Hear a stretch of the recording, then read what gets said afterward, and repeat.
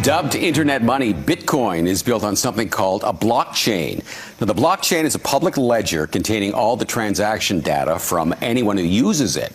And there's no central bank. Joining us this morning with more on Bitcoin and blockchain is online security expert David Papp. Morning, Dave. Morning, Mike. Nice to see you again. Yeah.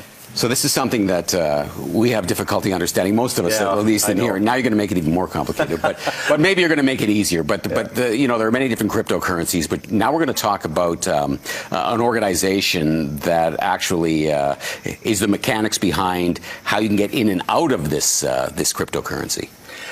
It's actually a technology, and so what you need to do is think of it as a giant database. Blockchain is like an Excel spreadsheet with every transaction that it's ever occurred, but it's permanently written in stone. So it's public, it's written in stone, you can't change it.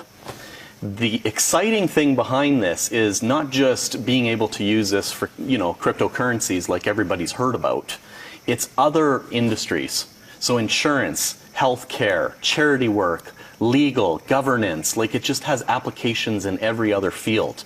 And there's no central blockchain. There's no one company governing this. There's no one person controlling it. It's the technology. It's a new technology that's evolving. So walk us through how it works then.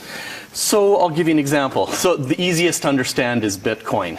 You have a digital wallet with some Bitcoin in it. I have a digital wallet, and you send a transaction to me.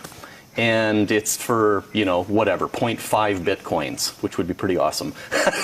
So anyways, you transfer that over and it's permanently written. So we can see that permanently written in this database. Well, let's imagine that I now have the deed to a property of yours that you sell me, or your health records that are permanently written in. Or let's say you have this awesome idea, Mike, and you're like, I got this great idea for inventing this better cup, and it has 2 handles on it. And you can permanently write that in a database that's there forever to prove that you had that idea first, because it's permanently written in. Or charity work, I think, is exciting because people are always wondering, where does my money go when I donate to a cause? Does it actually get to those people at the end?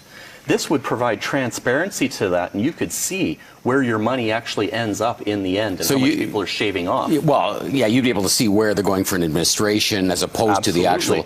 How do we have access to this, though? I mean, you make it sound like it's so easy and everything is so specific when you look at it, but as a layperson, how do we have access to this? There are tools using websites where you can go and look at any blockchain. It's public. Every transaction that has ever occurred on Bitcoin or any other cryptocurrency is public. Now, the actual addresses where it's transferred, you might not who it belongs to. I might not know, hey, that's Mike's address and that's David's address, and I have no idea. But the fact of the matter is, once I have established that, hey, that's Mike's wallet in the blockchain, I can go and look at every other transaction that you have made. I don't know who they've been to, but I know the amounts and the dates and the other wallets that they've gone to. So where do we see this going then? I mean, you've illustrated some examples of some of the things that we could use it for now.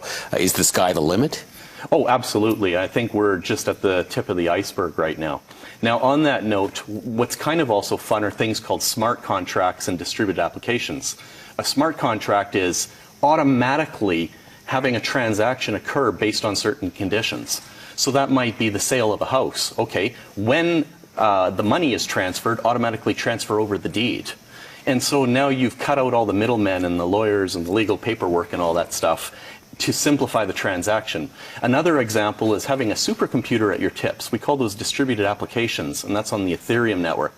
That's kind of cool because let's say you've got this great idea and you think you've got the cure for cancer, but all you need is a whole bunch of computing power to run your model.